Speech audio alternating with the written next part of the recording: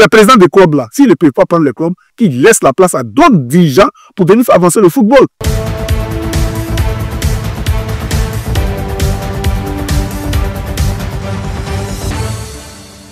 La Ligue 1 de Côte d'Ivoire, il y a des stations prisées des joueurs de la sous-région ouest africaine se vident chaque année de ces talents. Ils vont pour la plupart en Tanzanie, au Soudan et au Maghreb. Qu'est-ce qui explique cette ruée des joueurs de football ivoirien vers ces pays? Mesdames et messieurs, amis sportifs, bonjour et bienvenue au Légal Sportif sur Vision 24 TV. Nous parlerons aujourd'hui de conditions désastreuses des footballeurs locaux ivoiriens. Et pour en parler, nous recevons Edmond Sengoné, analyste sportif. Edmond, bonjour. Bonjour, salut. Et bienvenue au Légal Sportif. Merci. Voilà, Salago Mamadou, président de club également, et président de l'association sportive Salago, bonjour. Bonjour. Et bienvenue au Légal Sportif. Merci. Voilà, aujourd'hui le SMIC en Ligue 1 de Côte d'Ivoire est de 160 000 francs CFA et celui de la Ligue 2 de 120 000 francs CFA. Est-ce que pour vous, le championnat ivoirien nous raisonnons, Edmond Sengoné? Bien, merci Saré. C'est vraiment dommage pour qu'on fasse ce constat-là. Vous savez que vous avez donné les chiffres. Vous avez dit tantôt le championnat de première division et de deuxième division. C'est bien ça, le championnat professionnel en BHA. Le SMIC fait 160 000 et je crois en même, ou même vous voyez que avec cette somme-là, un joueur qui veut vraiment mener son métier de façon correcte, de façon sérieuse pour vraiment progresser, a du mal à joindre les deux bouts. Dans la mesure où aujourd'hui, la vie, d'abord, ce qu'il faut savoir, la vie d'un athlète n'a rien à voir avec la vie d'une personne lambda. Voilà, en réalité, parce que le footballeur, il a un suivi au quotidien qui est tellement différent et tellement coûteux que j'avoue que avec les sommes que vous avez données tout à l'heure, c'est vraiment difficile et presque impossible. Presque euros, 120 000 francs en Ligue 2, 160 000 francs en Ligue 1, comme le SMIC pour un salaire dans le championnat de Côte d'Ivoire, professionnel dessus. Votre regard là-dessus, pour vous, si ce montant peut nourrir le problème local ivoirien? Bien, merci beaucoup pour ce thème. Il faut savoir que quand on regarde ces montants, par rapport à l'image de la Côte d'Ivoire, en tant que pays de football au niveau de la sous-région, mieux même au niveau de l'Afrique, c'est vraiment des montants qui sont dérisoires. Mais en même temps, il faut savoir que ce sont les sommes qui, quand même, sont au-delà de certains pays, à côté de nous, ici en Afrique. Le problème qui se pose, c'est vrai, on sait qu'en Côte d'Ivoire, nous, footballeurs, rencontrent vraiment beaucoup de difficultés. Des difficultés dues à des retards de paiement des salaires ou des primes. Souvent aussi, le non-paiement de ces primes-là ou de ces salaires, c'est vrai, ça, c'est une réalité. Mais l'autre réalité, il faut comprendre une chose, souvent, il y a un problème de gestion des revenus au niveau de nos jeunes footballeurs. C'est vrai, il y a certains clubs qui font des efforts. Moi, il y a au moins beaucoup de clubs en Côte d'Ivoire ici arrivent quand même à payer des joueurs au minimum 200 000, 300 000. Il y a des joueurs qui sont à 500 000, 600 000 pour le championnat ivoirien. Oui. Donc, c'est vrai, vous parlez beaucoup de ceux qui ont quand même le minimum, mais ceux qui ont le maximum, il y a un problème de gestion de ces fonds-là, malheureusement. Ces jeunes-là doivent quand même faire l'effort d'avoir des suivis au niveau de la gestion de leur revenus. Voilà, Edmond Sengoné, aujourd'hui, c'est un président de club. Après avoir obtenu le maintien, elle ne paie plus les primes de marche, voire même le salaire disparaissent. Votre regard là-dessus? Non, avant de me pencher à votre préoccupation, je voulais rebondir un peu sur ce qu'a dit le président tout à l'heure. Le président a bien dit qu'il y a certains joueurs quand même qui touchent au-delà des 400, 500, 600, 600 000. Mais en réalité, faisons un petit sondage. En Côte d'Ivoire, on a 16 clubs de Ligue 1. Et sur les 16 clubs de Ligue 1, on a quand même des clubs qui essaient de tirer leur épingle du jeu en termes de comment on appelle, de la réalisation un peu salariale de leurs joueurs. Je vais parler de la SEC, et je vais parler de San Pedro FC, je vais parler du Stade Abidjan, et je vais parler de la société Omnisport de la mer. On n'en parle pas trop, le colonel quand même il fait l'effort. Et en Ligue 2, je vais parler du Sporting Club de Gagnon avec le partenariat tout récent, qui quand même arrive à joindre les deux bouts. Mais en réalité, sur 16 clubs, quand on a 4 qui arrivent à gérer coordonnément les joueurs, on peut dire que la marche est maigre. Donc, c'est dire en réalité que si on parle des sondages, ça veut dire que la grande partie des joueurs ivoiriens sont lésés par rapport au thème aujourd'hui qu'on se donne à l'émission. Donc, c'est dit qu'il y a problème. Il y a problème parce que quand on a 160 000, quand on a 160 000, qu'on doit se louer un loyer décent pour pouvoir vivre aisément, et qu'on est athlète d'un certain niveau, il faut manger correctement, il faut se nourrir correctement. En tant qu'un athlète, j'ai dit que ça n'existe même pas en réalité, parce que c'est... N'en parlons même pas, parce que pour moi, c'est des plus de transport en la réalité pour qu'on donne aux joueurs. Mais pour le niveau de notre championnat, pour la dimension de notre football aujourd'hui, après, on a quand même 3 camps dans notre actif. Donc, il faut dire que pour le niveau, je veux dire, de notre championnat aujourd'hui et de notre équipe nationale, la vision de notre football, avec l'arrivée de notre président Yacine Idriss Diallo, moi, personnellement, j'ai pensé que les choses devaient un peu bouger, ça devait bouger. Mais ça n'a véritablement pas bougé. C'est le même problème que les joueurs ont connu au temps de, je l'ai dit, Sori Dabaté, en passant par Jacques Anouma et autres, c'est les mêmes problèmes qui sont là.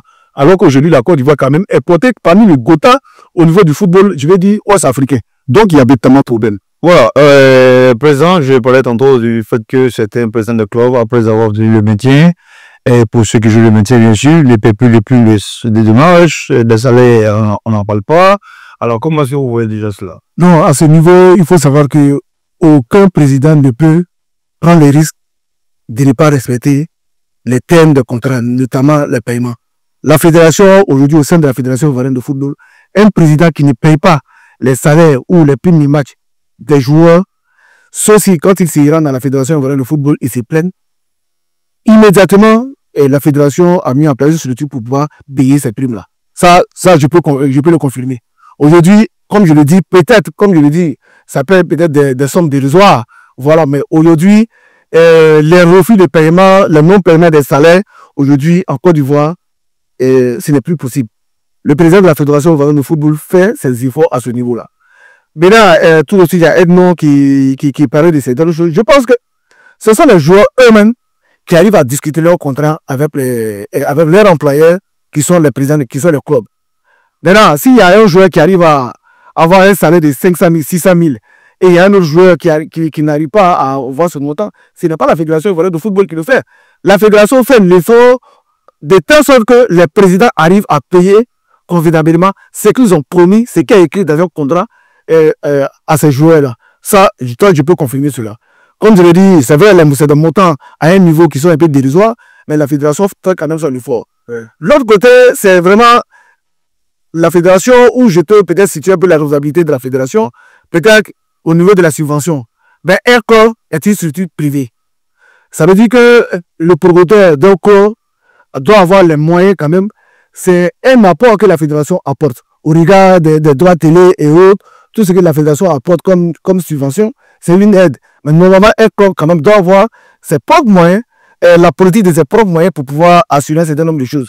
Aide-moi à prendre l'exemple d'un certain nombre de clubs. Aujourd'hui, la SEC a sa propre politique où la SEC arrive quand même à avoir des moyens pour pouvoir s'occuper de tout son personnel à côté des joueurs, des encadrements, des joueurs, de l'encadrement technique et même de l'encadrement de tout ce qui est administratif. Ouais. C'est la même chose comme pour le FC San Pedro. C'est des gens qui ont des moyens additionnels. Voilà, c'est ce qu'on demande aux autres clubs aussi. C'est pas facile. C'est pas facile. Aujourd'hui, tout le monde se plaît. Mais le président du club sont énormément aussi. Non, je pense qu'on va évoluer. Aujourd'hui, la plupart des clubs en Côte d'Ivoire ne donnent pas de prime à la signature. Donc, les joueurs n'arrivent pas à s'installer convenablement. Et non, déjà, vous qui êtes ancien joueur, est-ce que par le passé, vous recevez des primes de signature? Ah, mais c'est dérisoire. Je veux dire, en la réalité, il y a une véritable volonté manifeste de notre fédération de ne pas pousser les clubs à un certain niveau. Disons-le clairement. Parce que la fédération qui est la tutelle, c'est cette fédération-là qui doit mettre en place une véritable politique. Et voyez-vous même, autour de l'équipe nationale de Côte d'Ivoire, on a beaucoup de sponsors. Mais ces sponsors-là viennent comment? Parce que cette même fédération-là a mis une bonne politique autour de cette équipe nationale pour faire venir des sponsors. Et en réalité, pour avoir de l'argent, il faut que les partenariats avec les sponsors soient bien coordonnés, soient bien profilés pour que ces partenaires-là puissent apporter cette valeur ajoutée-là. Et c'est ce qui ne se fait pas avec les clubs.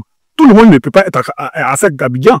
Tous les clubs ne peuvent pas s'appeler San Pedro FC. En France, le Paris Saint-Germain a son budget. D'accord? Mais tout le monde ne peut pas s'appeler Paris Saint-Germain.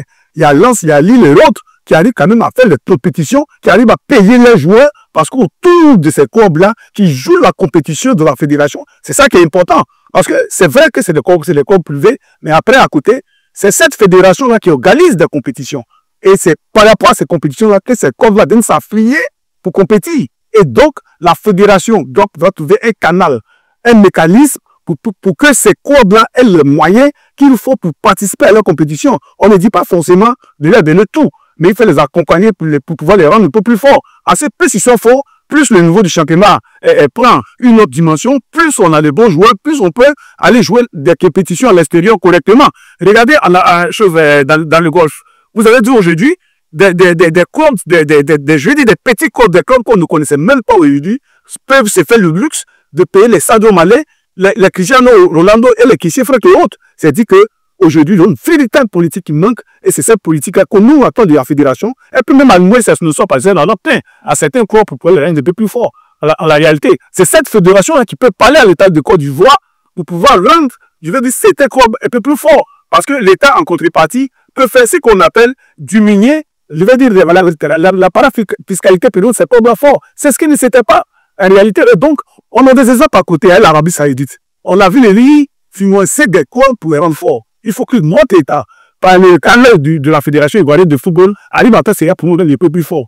Ouais, au lieu de le peuple ivoirien se prépare vraiment de plus en plus à l'extérieur. Même à domicile, même des coachs se plaignent du fait qu'il n'y a pas eu une bonne préparation foncière d'avant-saison. Et pour parler des préparations extérieures, comment vous voyez cet appauvrissement d'année en année de clubs ivoiriens? Et avant de répondre à votre question, je vais rebondir un peu sur le revoir de retenue.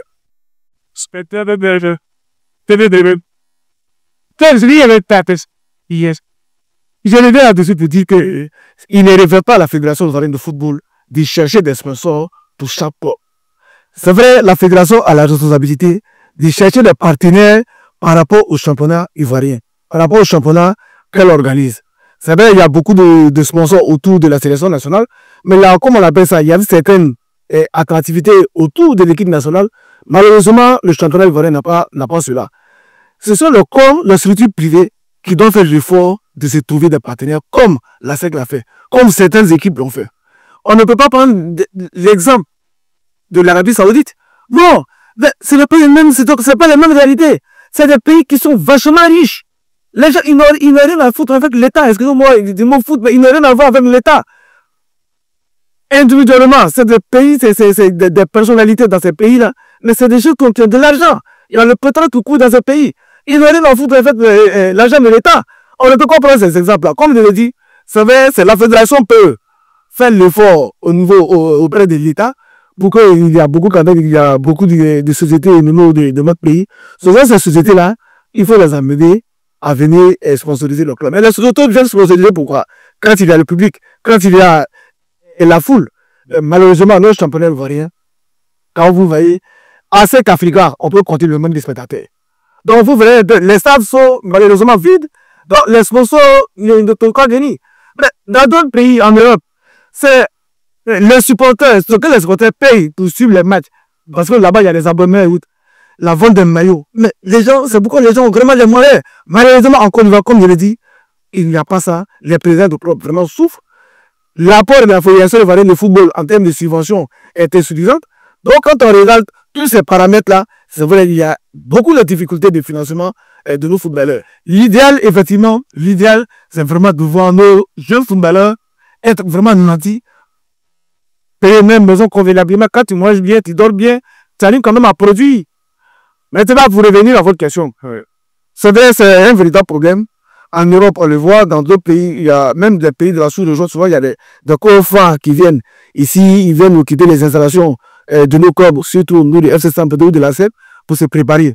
Malheureusement, en Côte d'Ivoire, on ne voit pas trop les clubs ivoiriens aller vraiment se préparer. Mais l'année dernière, c'est pourquoi le stade a été champion de Côte d'Ivoire, c'est pas surprenant. Moi, j'ai vu le stade d'Abidjan aller se baser à Yamoussoukro avant la saison. Le CEP s'est mieux juste en face de corps de la magistrature, il y a une école qui est là, mais ça a pris ses quartiers dans cet espace, ils se sont préparés comme ils se doivent, parce que Pendant que les autres dans le parc ont commencé, le seul était de Yamoussoukro. Ils se sont bien préparés pour entamer la saison parce qu'ils avaient une aventure africaine en vue. Et aujourd'hui, malheureusement, l'aventure africaine n'a pas marché. Mais au niveau du championnat, on a vu le niveau de travail que le SAD a laissé. Donc, on dit que c'est un véritable problème. Alors qu'en Côte d'Ivoire, il y a quand même beaucoup d'endroits, beaucoup d'espaces où le club peut aller vraiment, il peut se retrancher et aller mieux se préparer. Alors, nous parlons de, bien sûr, la condition de vie des athlètes de football locaux ivoiriens. Et bon, aujourd'hui, quand un joueur est lésé et dans son droit des salaires et des primes, etc., est-ce que les associations et syndicats de football ivoiriens sont véritablement à la tâche pour essayer de porter secours à tel joueur? Mais Saré, nous tous, nous tous, on a suivi. Il est ici à la tête de la Fédération de football avec notre cher Cyril Donoro qui est dans une amicale de défense des joueurs. On sait qu'on ne peut pas être juge en même temps et parti en réalité. Parce que quand tu t'appelles Donoro, tu dois défendre les joueurs alors que tu manges à la même table que le président de la Fédération ivoirienne de football. Il y a un problème. Mais je vais dire au président Sanogo que c'est le mécanisme qui pose problème. Pourquoi c'est le mécanisme qui cause problème? Vous avez parlé du stade d'Abidjan. Le seul FC d'Abidjan ne peut pas se permettre d'aller faire ce séjour à Yamoussoukro parce qu'ils n'ont pas les mêmes moyens en réalité. Donc, il y a la mauvaise foi de certains présidents qui nous emmènent à ça. Ça, il faut le dire. Vous avez dit tout à l'heure qu'on ne peut pas se comparer à l'Arabie Saoudite, je suis certainement d'accord.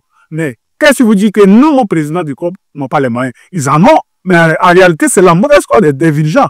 Aujourd'hui, on parle d'attraction. Mais pour qu'il y ait attraction, il faut qu'il y ait une certaine volonté des dirigeants de pouvoir rendre leurs joueurs attractifs en réalité. Mais vous ne pouvez pas faire la politique bien étendue en tant que joueur dans les quartiers pour vous manger, pour payer votre loyer, pour payer votre transport pour aller aux entraînements. Et puis, les gens doivent se dire de payer 10 000 francs pour aller vous voir jouer chaque week-end. En réalité, ça veut dire quoi? Si les dirigeants de corps font le loyer de pouvoir payer les joueurs décemment pour que ces joueurs-là puissent inviter dans les quartiers quand même où ils sont présentables, dans les communes, où en tout cas on vous fait faire en ligne, vous verrez que ces mêmes joueurs-là seront cotisés par tous les supporters de leur quartier. Mais on a des joueurs dans les quartiers qui font la politique de la tendue pour manger. On a des joueurs qui se lèvent de faux go pour aller se laver. Vous dites qu'un supporter du quartier paye pour son transport, les vers jouer, c'est fait sous, je dis non. Donc la mauvaise foi des présidents aussi en fait partie, c'est ce qui nous amène à ça. Alors, moi, non, en tout cas, il ne faut pas forcément accuser les présidents de club.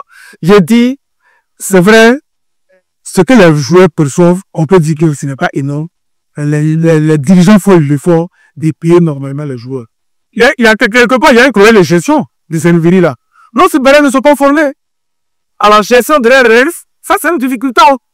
Quand les cas sont ensemble, même certains même qui sont allés à l'ESN, ils ont été professionnels. On nous dit, quand ils reviennent au pays, on voit un peu comment ces affaires sont souvent dans les difficultés. Non, on fait rien sur les gestions de l'équipe. Fédération, aujourd'hui, on remarque que les joueurs de l'école d'Ivoire n'ont même pas de chaussures, on a pas de chaussures. Non, mais vous exagérez un peu quand même. C'est un minimum. On me dit, c'est comme je l'ai dit, c'est un minimum. On me dit, je coffre le cake. Puis, vous essayez de l'enlever. Quand même, ils sont bien chauffés. Ils sont chauffés. Les pas il faut quand même. Au niveau de la Ligue 2, c'est la Ligue professionnelle quand même. Peut-être, les gars, le font quand même. Avoir le minimum pour pouvoir s'exprimer. Ça vient, hein? Oui. Ça vient parce que, et pour qu'il y ait aussi cette transition-là, au niveau de président des clubs. Ça vient. Regardez la Ligue 2. Vous allez voir qu'il y a des clubs comme les Chagra, comme les Yamoussoukro et autres, qui ont entré d'avoir des présidents qui sont dynamiques, qui vraiment veulent mettre la chose vraiment, je viens de plus sérieux, à terme en réalité.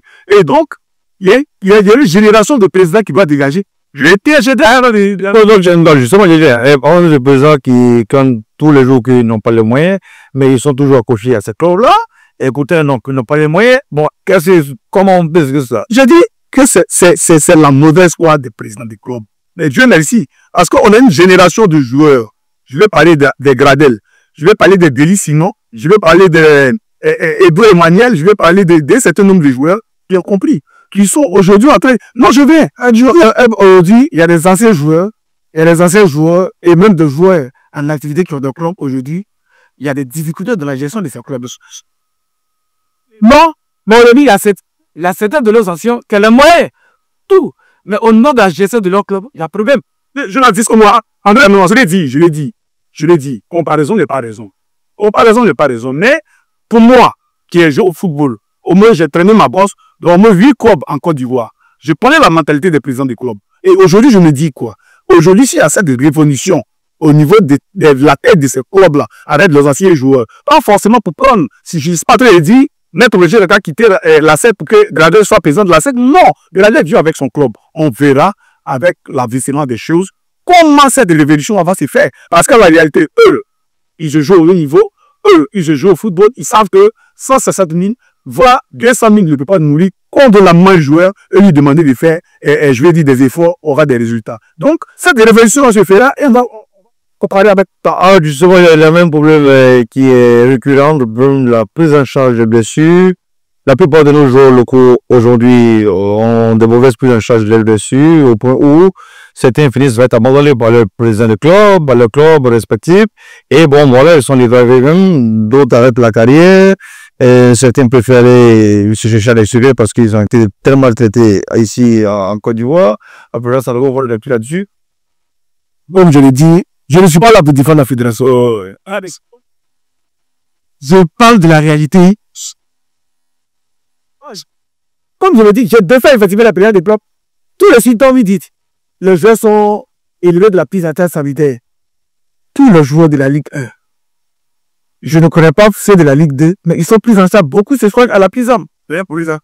Ils ont pris la fédération en y a pas une assurance que ça de les joueurs qui sont, il y a tout récemment, je crois, les clubs où on a vu même les images sur les réseaux sociaux, les gens étaient opérés de leurs joueurs qui ont été opérés au niveau de la prison. Donc, à ce niveau, la fédération fait son. Donc, la prise en charge des premiers soins dans les hôpitaux de la place. Un service à premiers soins. Quand on va faire une opération et chirurgicale, ce n'est pas un premier soin, on s'est appelé.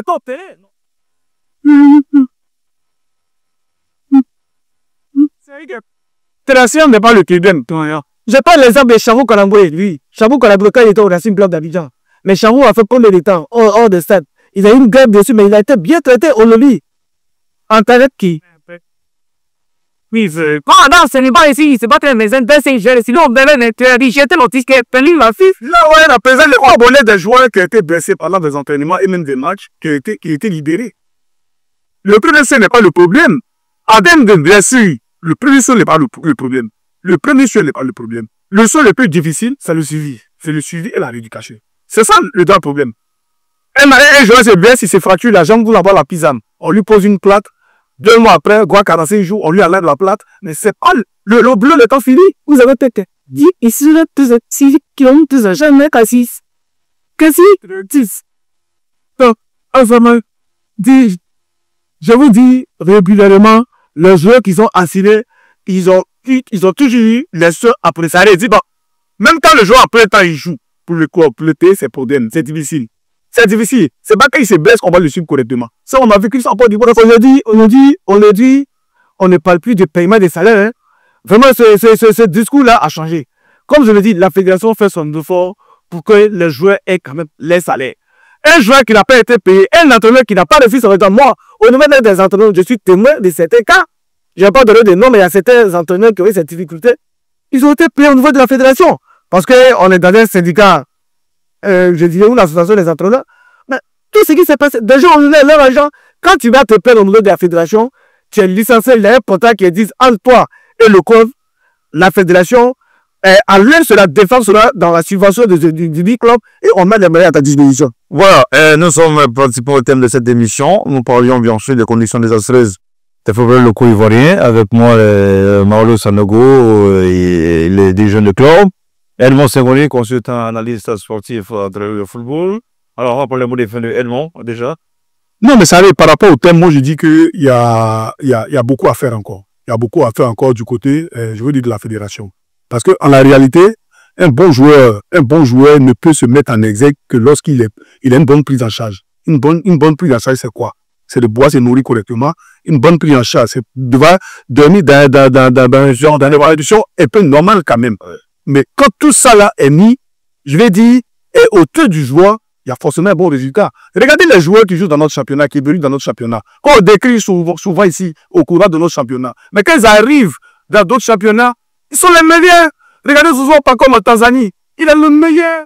Regardez l'Aton là, c'est des meilleurs. C'était traités là, c'est riche. Je suis en train de je suis en train de je vais dire en réalité, non, il ne peut pas se dire ici, je vais dire, il y a des joueurs sur le plan local ici qui vont même en Europe, qu'on a décrit ici, mais qui vont même en Europe, qui sont les meilleurs. En réalité, je te dis que si on met autour du joueur, de l'athlète, c'est qu'il faut, on aurait un championnat fort, on aurait une équipe nationale forte, on aurait un football attrayant qui va aujourd'hui amener tous les supporters parce que quand tu es libéré dans la tête, tu peux tout faire avec un ballon.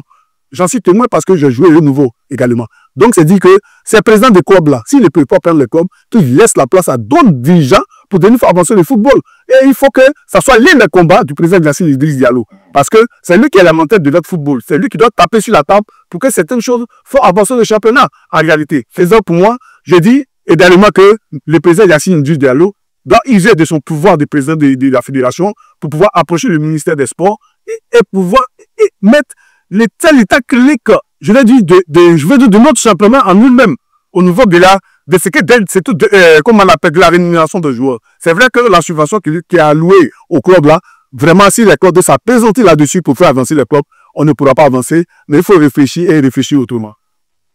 Bon. Bien, je voudrais vous remercier pour dire que le thème, il est tellement intéressant. Vraiment. Voilà, ça fait que même des heures ne pourra pas en finir. Effectivement, où je vais rejoindre un peu Edouard, ça va le fait de voir le bon se barrer aller dans d'autres pays et amène à appauvrir le niveau de mes championnats. Mais il faut savoir que souvent, les joueurs eux-mêmes, ils ont envie d'aller voir quand même ailleurs. Après avoir passé un certain nombre d'années, vraiment, ils veulent aller voir ailleurs. À côté de cela, ils ont peut-être financier, voilà. Ok, donc, moi, je tenais vraiment à... Aujourd'hui, c'est d'encourager les dirigeants du club à ce qu'il y ait une bonne gouvernance au niveau de leur club, au niveau de la gestion administrative et même financière de leur club. Donc, deux, c'est également encourager les footballeurs aussi à se former. Surtout, avoir de bons conseils. Parce que souvent, ils arrivent quand même à avoir des moyens, mais il y a, je ne dis pas qu'ils dilapident, mais ils sont souvent mal conseillés par certaines personnes. Il faut souvent des investissements. Malheureusement, ça devient des mauvais investissements. Et donc, c'est vraiment autant de difficultés. Comme je le dis, l'un à l'autre, les dirigeants ont leurs responsabilités. À côté aussi, les joueurs, les footballeurs, et même, pas seulement les locaux, ou même certains de nos jeunes frères internationaux, quand ils viennent attendre des moyens. Souvent, ils font des investissements. Ils sont escroqués par des personnes mal intentionnées. Souvent, tout cela, l'un dans l'autre, ça fait que ces joueurs-là, après, se retrouvent dans des difficultés. Il y a certains quand même qui ont pu avoir quand même la chance de faire de très beaux investissements, surtout dans l'immobilier, à d'autres mondes dans les établissements scolaires et autres. Il y a certains quand même qui ont pu investir. Donc, comme je le dis, le plus important, quand même, le peu qu'on a, il faut avoir des conseils, il faut être bien formé par rapport à une bonne utilisation de mes ressources. Voilà, merci, c'est bien résumé de la part de Sanogo et Edmond Saint-Monet. Merci à vous, chers internautes parmi sportifs, de nous avoir suivis. D'ici là, portez-vous bien et à très bientôt.